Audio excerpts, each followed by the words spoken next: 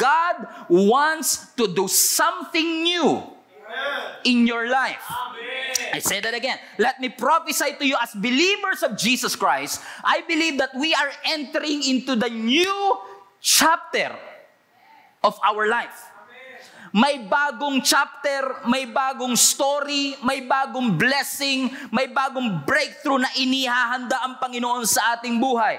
Hindi mo na kailangang mag-antay ng bagong taon para magkaroon ng bagong buhay. Hindi mo na kailangang mag-antay ng Lunes para mag-start ng bagong diet plan. Kasi ang sabi ng binasa natin, "Behold, I am doing a new thing. Do you not perceive it?" May ginagawa ang Diyos na bagong bagay sa atin. Nakakalungkot lang ho madalas mga kapatid na minsan nakasanayan natin na kung ano yung solusyong ginawa ng Diyos kahapon ay parehong solusyon ang gagawin ng Panginoon ngayon. Nangyayari din po yan. Pero minsan may mga bagong solusyon na ibinibigay ang Panginoon sa atin. May mga bagong blessing na ipinagkakaloob ang Panginoon sa atin. May mga bagong pagsubok, bagong trials, bagong mga challenges na ibinibigay ang Panginoon. Kaya nga sabi ng Lord, baka masyado ka nakafocus sa nakaraan at nakalimutan mong meron akong ginagawang bago ngayon. Baka mamaya masyado ka nakafocus ano kayang mangyayari after ng ECQ at hindi mo nakita yung blessing ng Lord sa gitna ng ECQ. Nag-i-invest kasi, we invest too much on the past and too little in the present.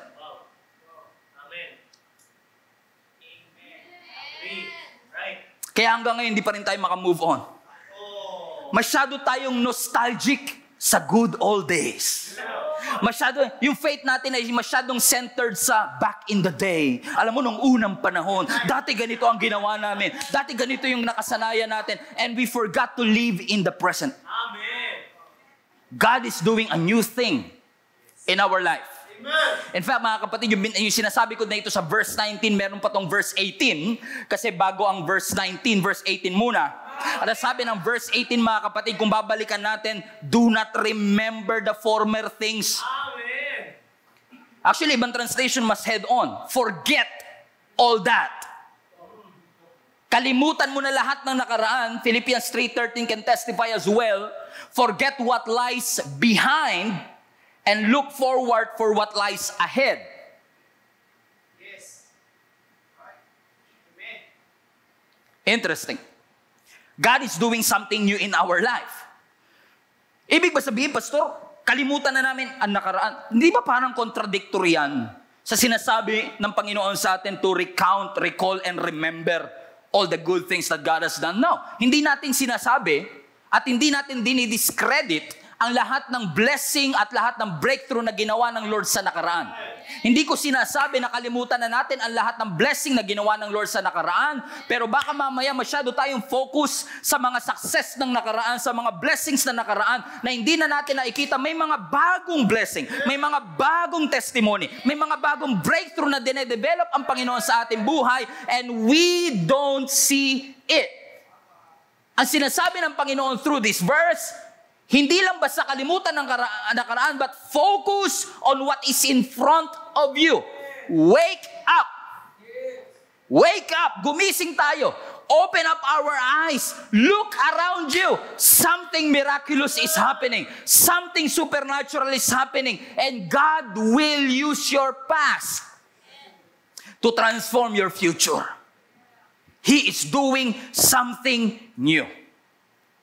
In the past, in the present, but also in the future. Amen. Tulad nga sabi ko sa pagbabay ko, I've learned to be mindful of the present, but also I've learned to be hopeful for the future. Kahit alam mong malayo pa yung destination, sinasabi mong mararating ko rin ito.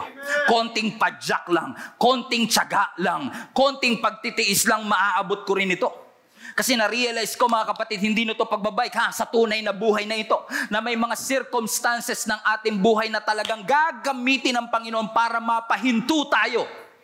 At ma-realize natin, kailangan kita, Lord. Nakaranas na ba kayo, mga kapatid, ng mga pagsubok sa buhay nyo na wala kayong nagawa? kundi huminto na lang at sabihin nyo sa Panginoon, Lord, kung hindi ka gagalaw, walang mangyayari sa sitwasyon ko. Kung hindi ka magpapagaling, walang mangyayari. Sinukuan na to ng doktor. Tinanggihan na kami ng ospital. Pero Lord, kailangan ko. Sino sa inyo mga kapatid ang nakakaranas na oo, may blessing ang Lord sa nakaraan. Naniniwala ka may blessing ang Lord sa present. Pero hopeful ka. Ang mga circumstances ng buhay natin will teach us to pause and remember who God is. I remember a story in John chapter 11 which many of you are already familiar with. Ito yung story kung saan si Lazarus, the best friend ni Jesus, ay namatay. Kung babasahin ninyo ang konteksto ng verse na ito o ng chapter na ito mga kapatid, makikita ninyo na yung dalawang mag-ate na si Mary and Martha ay nag-send ng email kay Jesus. At ang subject ng email puro pula. Urgent. Emergency.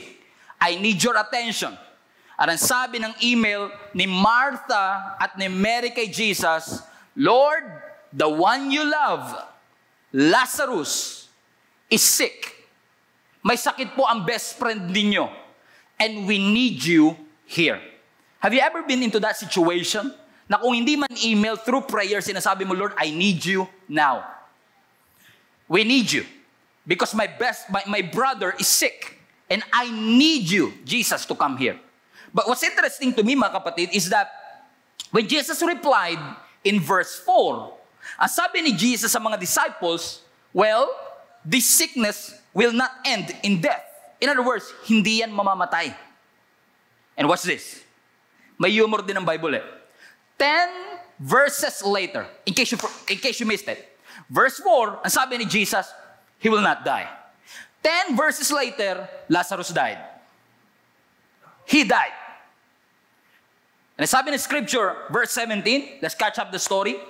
Pumunta si Jesus, and on his arrival, verse 17, on his arrival, Jesus found out that Lazarus had already been in the tomb for 4 days. Now, Bethany was less than 2 miles from Jerusalem, and many Jews had come to Martha and Mary to comfort them in the loss of their brother.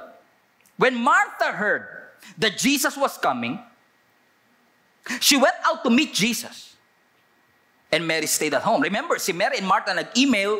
Ang sabi ni Jesus, hindi mamamatay ang kapatid ninyo. 10 verse later, namatay.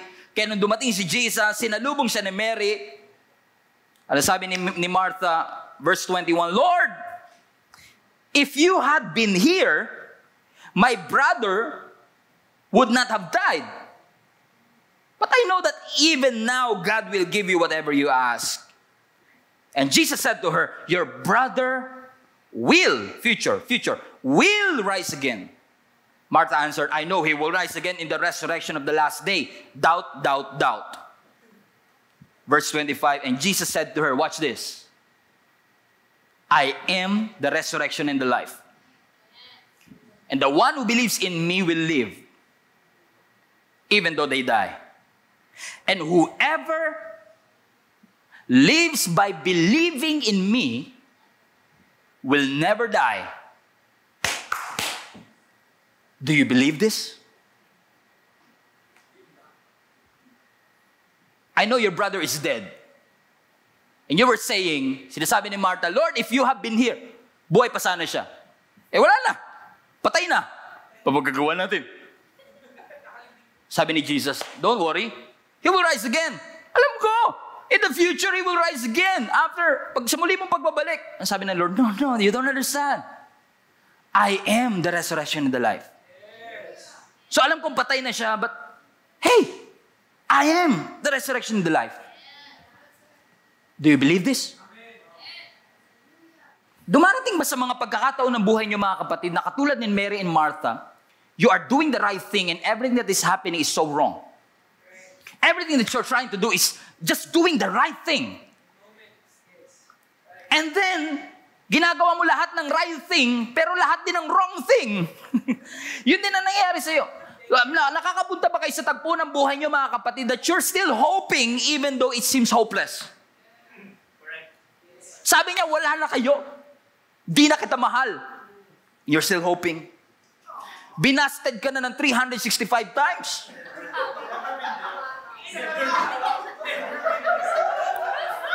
May leap year pa, pastor. May leap year pa, pastor. I'm still hoping. Have you ever been in a situation, mga kapatid, na parang pag tinitignan mo ang sitwasyon, parang napaka-hopeless?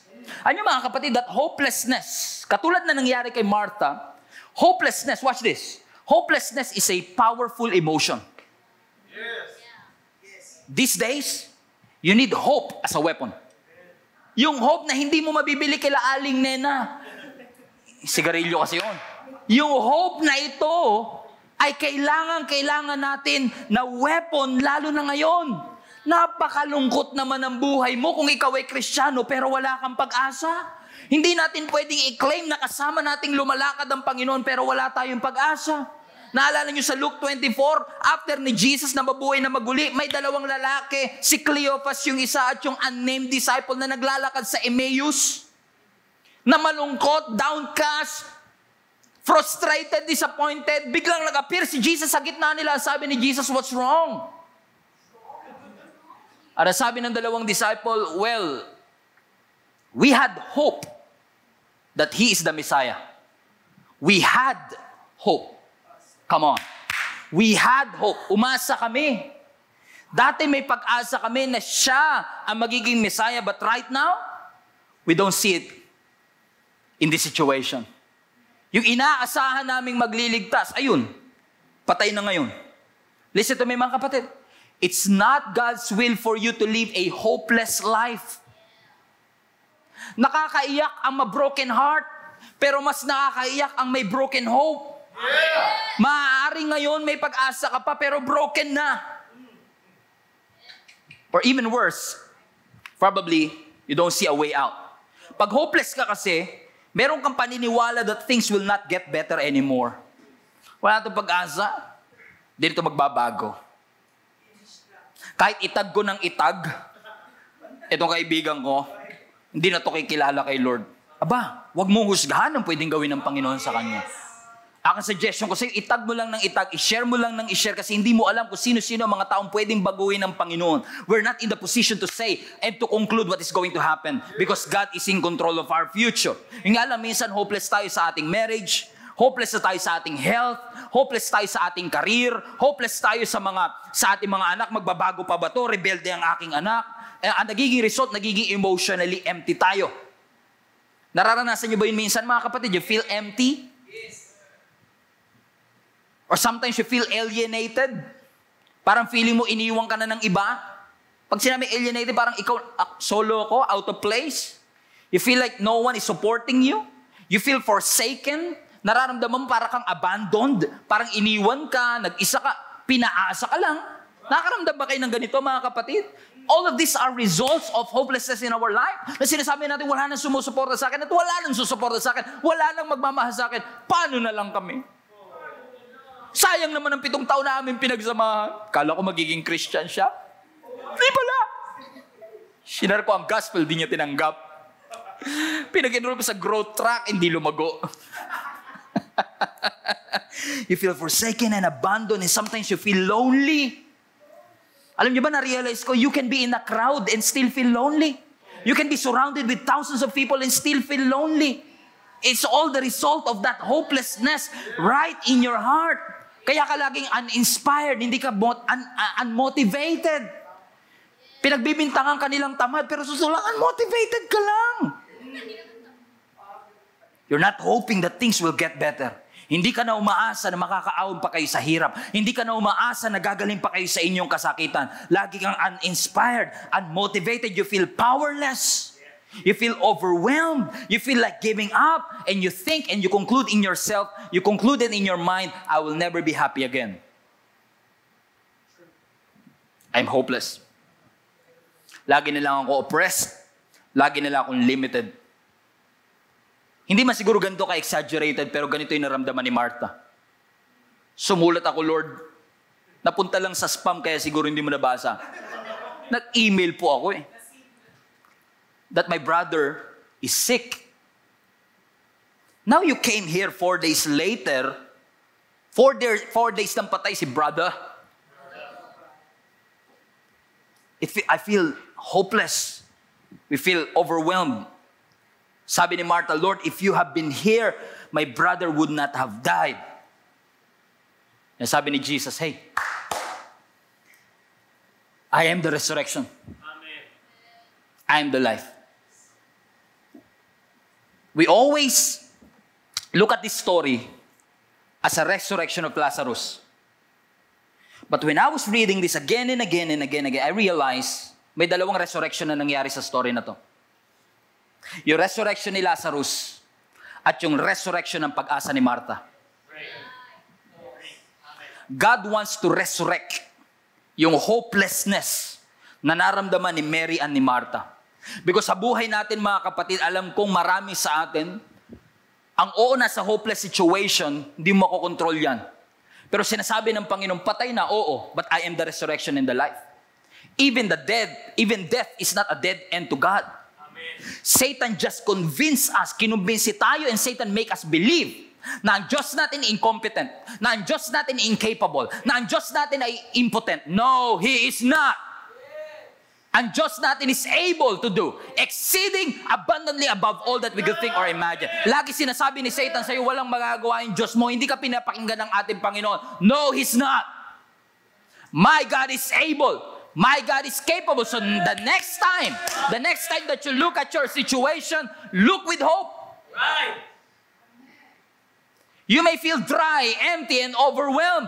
But remind yourself, God is able. Amen. God is able to do immeasurably above all that we could think or imagine. Bakit? Because God's character has not changed. Ang character ng Lord hindi nagbago. Mabuti siya noon, mabuti siya ngayon, magiging mabuti pa rin siya. Kahit ano pa man panahon. His character has not changed, and His grace and His mercy will help us get through what we are going through right now. Alam ko mahirap ang buhay. Yes, the journey is hard, but the same power and the same grace that tumulong sa atin to get through all the things that we have gone through is also the same power and the same grace na ipinangako ng Panginoon that He will always be with you. Hindi ba may pag-asa kapag ganun? Na parang feeling natin minsan namatay na yung pag-asa, namatay. Para si Joseph ba? May dream na ibinigay ang Lord kay Joseph. Tapos nakita ni Joseph at sarili niya noon, nasa balon. Yeah. Hindi naman tumukang palasyo. Nasa balon siya. Binenta siya ng kanyang mga kapatid. Remember that? And sometimes we are in that situation na may pinangako ang Lord, pero sabi mo, Lord, magiging successful ako. Bakit walang bumibili ng mga binibenta ko? Nag-online selling ako, isa lang viewer, ako pa yun.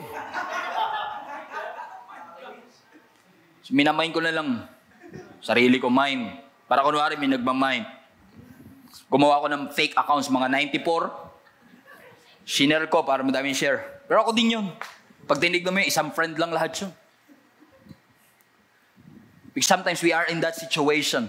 Katulad ni Joseph. I can imagine si Joseph habang siya nandun sa pit, habang siya nandun sa balon. He may be talking to himself and say, kala ko ba palasyo, ba't balon to? It doesn't look like a palace. It doesn't look like a blessing. It doesn't look like a breakthrough. It doesn't look like what God has promised in my life. Kasi minsan, iba yung nakikita mo sa ipinangako ng Panginoon. Sabi mo, Lord, hindi siya mamamatay. Sabi ni Martha, siguro. Sabi mo, it will not result in death. In 4 days now, mummified na eh. Balot na balot eh. Paano mo sasabihin it's not dead? Sometimes we are in that situation. But let me just remind you this. Ano mang bagay na nangyayari sa ating buhay, even death, is not a dead end to God.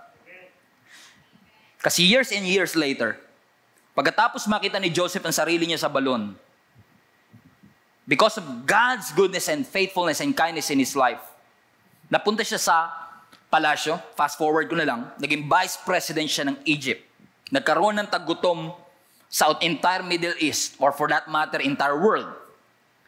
At walang ibang source ng food, kundi yung Egypt lang. And guess what? Sino tagapamahala ng food? Si Joseph. Si Joseph, na binenta. Ngayon, nasa palasyo. Second in command na pinakamakapangyarihang tao on that ancient world.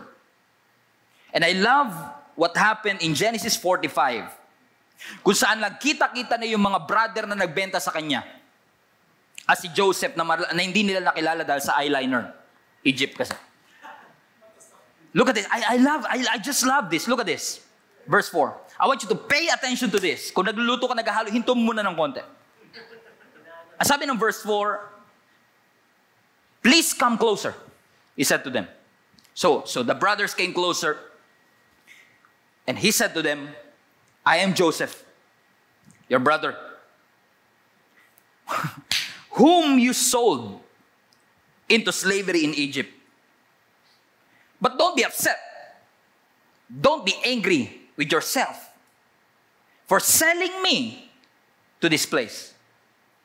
It was God who sent me here ahead of you to preserve your life. Di ko alam kung napansinin niyo mga kapatid. Watch this again.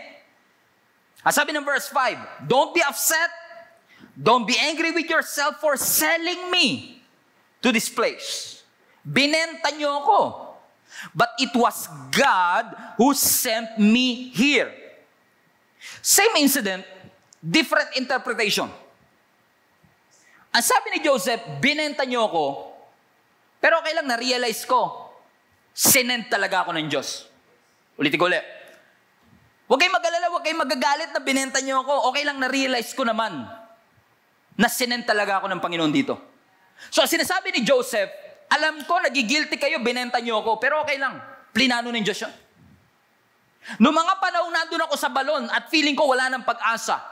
Kasi ang nakita ko lang yung pagbenta sa akin, hindi ko nakita yung plano ng Diyos in the future. Nawalan ako ng pag-asa, akala ko hindi na matutupad yung ipinangako at yung dream at yung vision na pinakita ng Panginoon sa akin. Pero huwag kayong mag-alala. Years later, realize yung pagkabenta sa akin ay talagang purpose ng Lord, ginamit ng Lord para yung pagbenta ay mauwi sa pag-send sa akin. Amen. You sold me, but God sent me.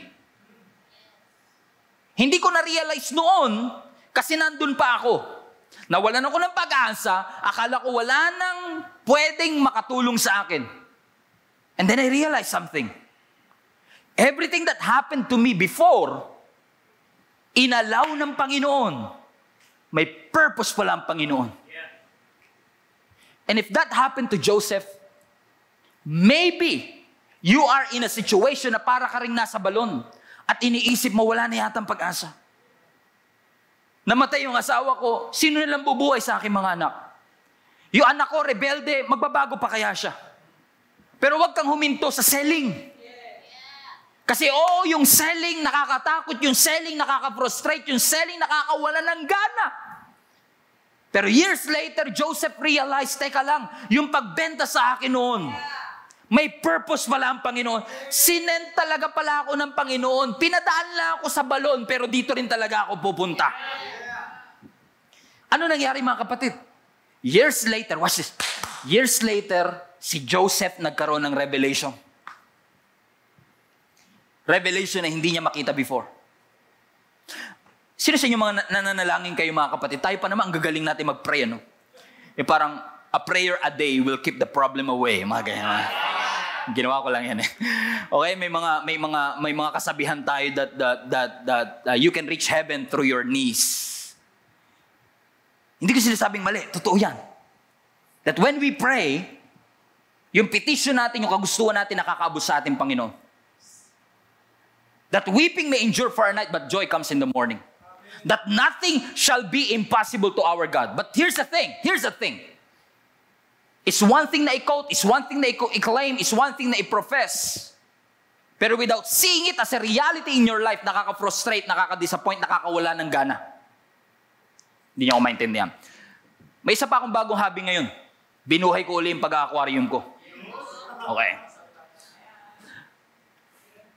Alam mo, habang sineset up ko yung aquarium ko last week, na-realize ko, grabe no, gumagastos tayo ng pera para i-duplicate yung water world into our world.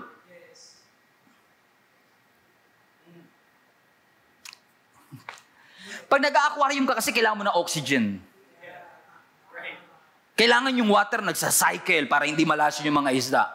Sa ilog, hindi mo na kailangan. Natural na yun sa ilog. Nung nilikha ng Diyos, yung natural na, may cycle na, may oxygen na yun. Tayo, pag nilagay natin sa living room natin, dinuduplicate natin yung buhay nila sa tubig, sa mundo natin, nire-recreate na nga lang natin, hirap na hirap pa tayo eh.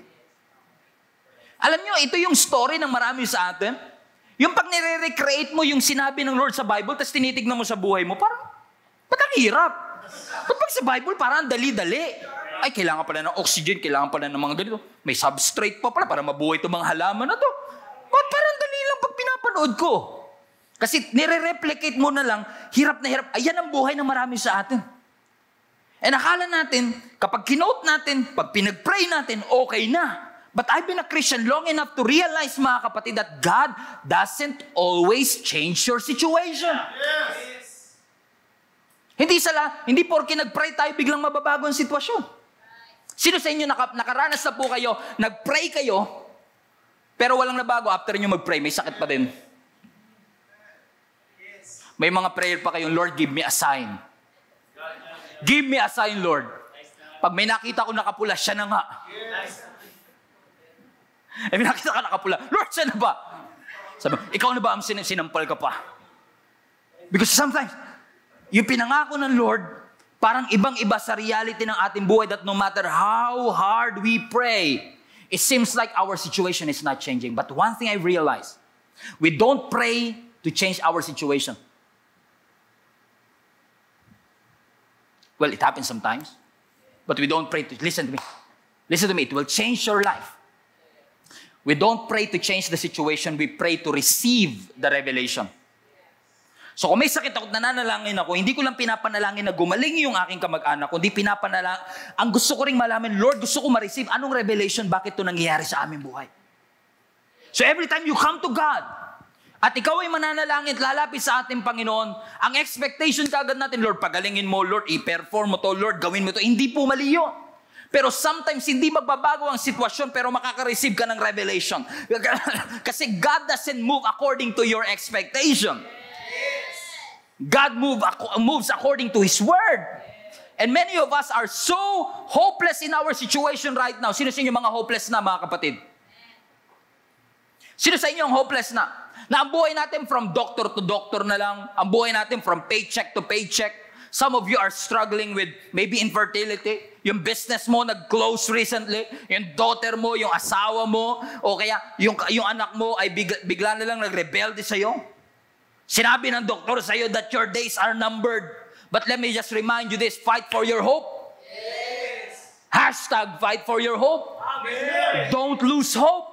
Ang sabi ng Hebrews 11, faith is the substance of things we hoped for. So faith and hope are two different things. Because faith is the substance of things that we hope for. What's the difference, Pastor? I've been thinking about this, and I realized that when you have faith, you believe that God can do it. But when you have hope, you believe that God will do it. Amen. Say that again. Kapag may pananampalataya ka, you believe that God can do it. Pero kapag may hope ka, you believe that God will do it. So, ang faith is believing. Hope is expecting. Faith is believing that God will answer your prayer. Sino sa inyo mga kapatid naniniwala God can answer your prayer? Amen. Taas kamay, hands up emoji. Sa lahat ng naniniwala mga kapatid, God, hallelujah, God can answer your prayer. Amen. That's faith. Yeah. But do you expect God to answer your prayer? That's hope.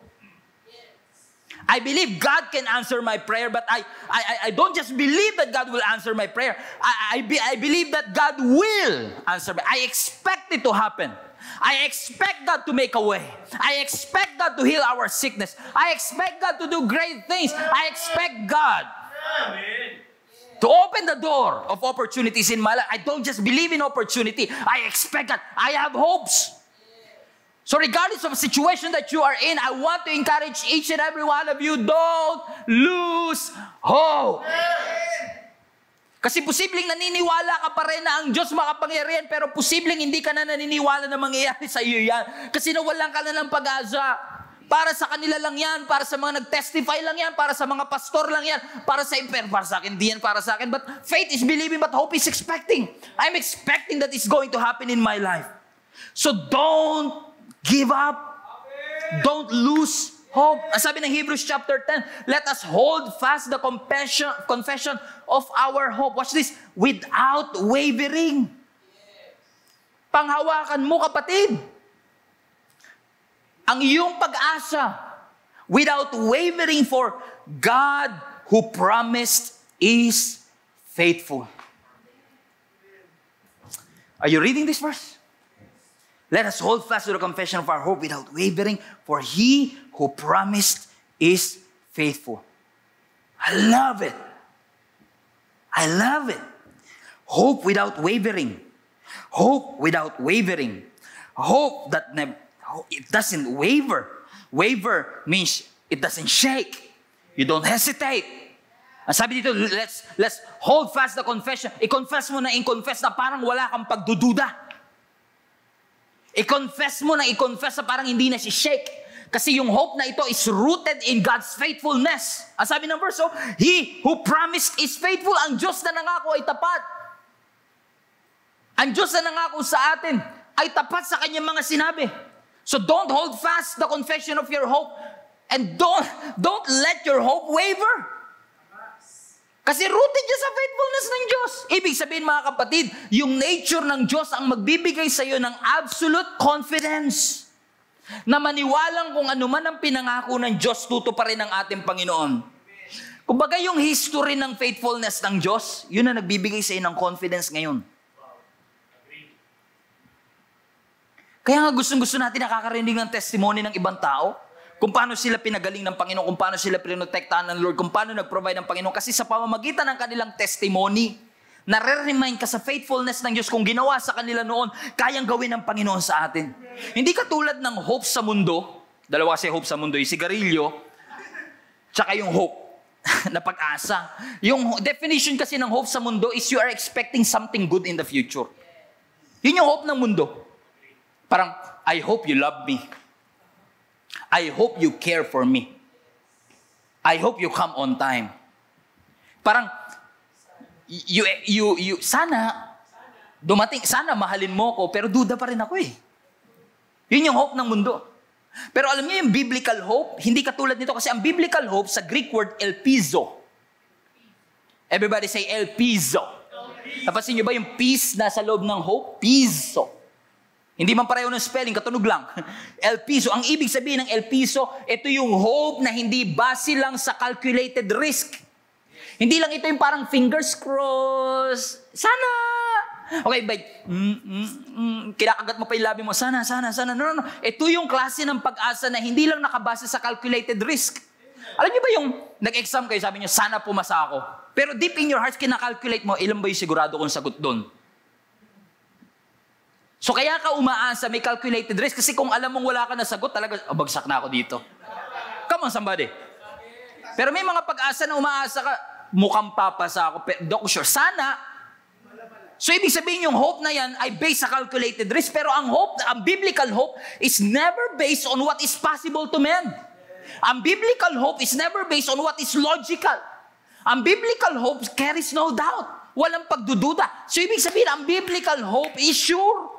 Siguradong sigurado. It is the confident expectation that something good is going to happen.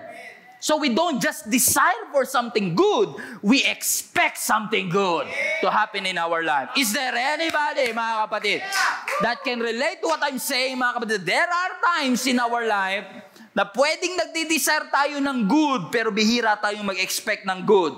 Kaya sabi ng Psalms 42 verse 5, why am I discouraged? Why is my heart so sad?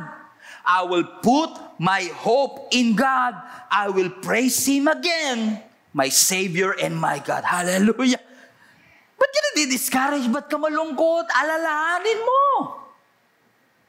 Ilagay mo ang iyong pag-asa sa ating Panginoon. Alam ko buong pamilya kayo may COVID, pero ilagay mo ang pag-asa mo sa ating Panginoon. Expect, don't just desire for something good. Expect something good. Kasi alam natin na oo, may bagyo sa kapaligiran, pero siya ang aking shelter. Ano nung bata kami, yung bahay namin, nakakatakot pag umuulan at bumabagyo. Kasi pag may bagyo sa labas, may bagyo sa loob. Pag may baha sa labas, may baha sa loob. Alam ko may mga nakaka-relate pa rin sa akin hanggang ngayon. Na pag bumaha sa labas, takot na takot kang umulan. Ambon lang, takot ka na. Kasi alam mo, pag umulan sa labas, uulan din sa loob. And salamat sa Panginoon that we have a privilege, some of us have the privilege na hindi natin inaalala kung gaano kalakas ang ulan kasi alam natin mayroon tayong shelter.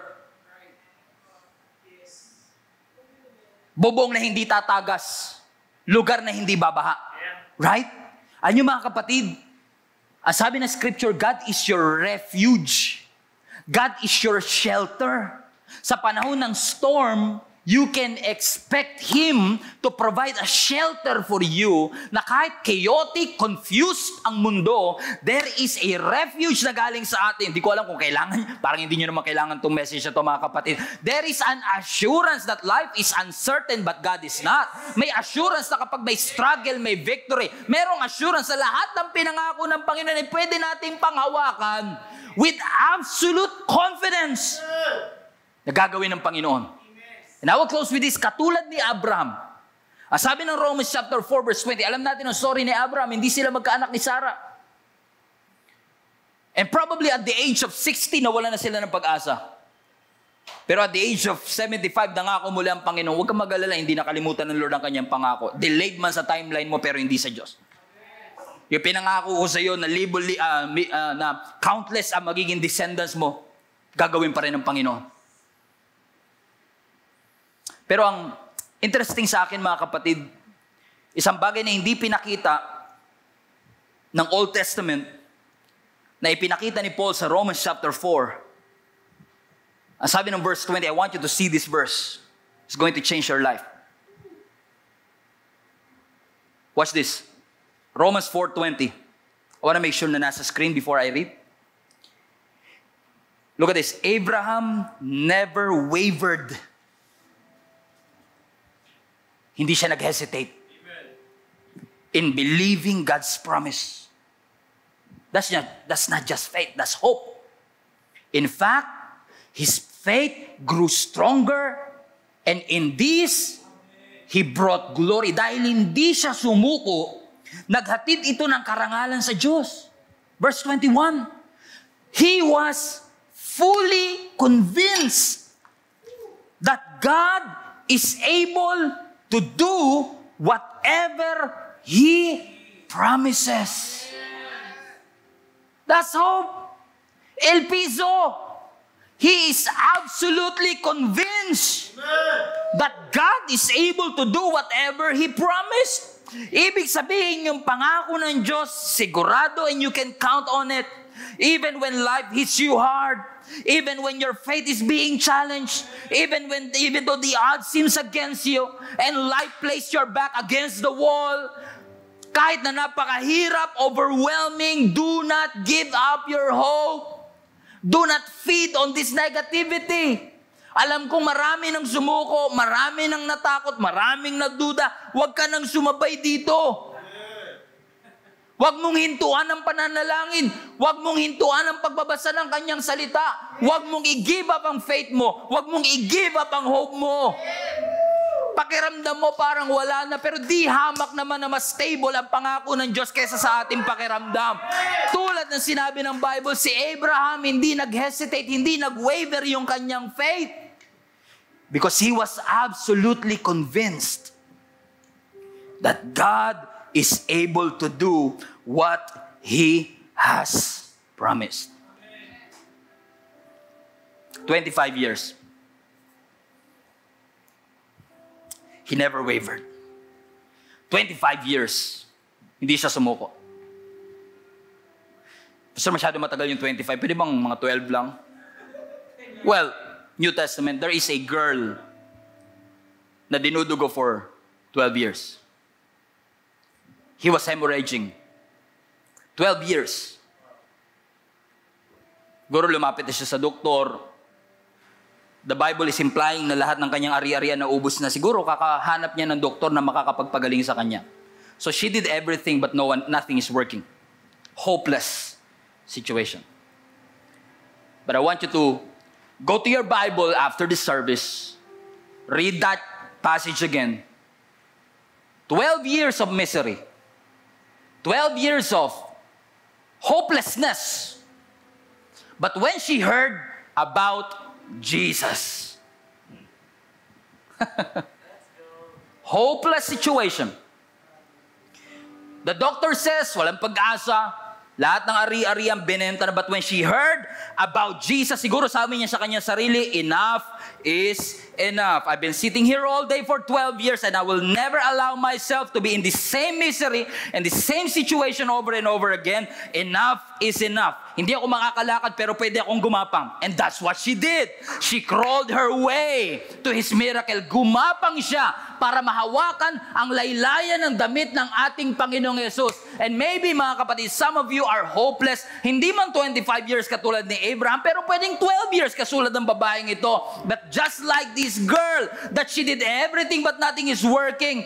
This is not an accident that you are hearing this message. Kasi sabi ng scripture, when he heard about Jesus, she crawled her way to her victory. Kinalagkad niya ang kanyang sarili. She dragged herself para maranasan niya ang victory na ito. And I want to encourage each and every one of you. God wants better things in your life. I know you've been hurt, you've been disappointed, you've been abandoned, but do not allow defeat to win over your life. Do not allow defeat in your life. Kung kinakailangan gumapang, kung kinakailangan na kahit na malungkot, magpupuri pa din, na kahit maingay, magko-quiet time pa din, na kahit walang pamasaya, magsisimba pa rin, na kahit walang Bible, maghahanap ng paraan para makabasa pa rin ang salita ng Panginoon, na kahit walang data, gagamitin ang lahat para makapag-aral. Gagawin ko ang lahat because I will refuse to be defeated. I will never lose my hope. I will always fight for my hope because I know that God wants better things in my life. Mga kapatid, we are entering a new chapter in our life and I believe God is talking to somebody right now. Don't lose hope. No retreat. No surrender. As sabi ng scripture, after you suffered for a little while. 1 Peter 5. Pagkatapos mo maghirap for a little while, He will restore you. He will support you. He will strengthen you. And He will place you in a firm foundation. A foundation that never be shaken. I don't know who I'm talking to. I don't know who is this for. But somebody out there. Di ko alam kung live nanonood. Probably later. Probably 5 years later. But I want to encourage you. Don't lose hope. Nag-give up na buong pamilya, but don't lose hope. You have concluded in your mind. Some people concluded in their minds. Wala na, iniwan na tayo ng Diyos. Pinabayaan na tayo ng Panginoon. But fight for your hope. Ano kung bakit fight for your hope? Kasi it's easy for us to give up our hope. But Jesus promised us He's the same yesterday, today. He's the same in the past, in the present, and in the future. Lord, thank you. Kasi pareho kang Diyos na nangako sa amin that you have already taken care of our past. Thank you, Jesus. There is hope. Kasi kahit ano pang nagawa natin pala nung nakaraan, inaayos na ng Panginoon yun through the cross. Hindi ba pag-asa yun, mga kapatid? Hindi ba pag-asa, mga kapatid, na sa present nangako ang Diyos that God will be with you? Hindi ba hope at hindi ba pag-asa na nangako ang Panginoon that in the future, God will resurrect even the dead and we will be with Jesus in the eternity. Ano mang sitwasyon ng ating buhay, ano mang panahon, ano mang sitwasyon, past, present, or future, Lord, maraming salamat. There is hope in Jesus Christ. I will place my hope. I will place my trust. I will place my faith in you, for I know that you are able. Mga kapatid, I want to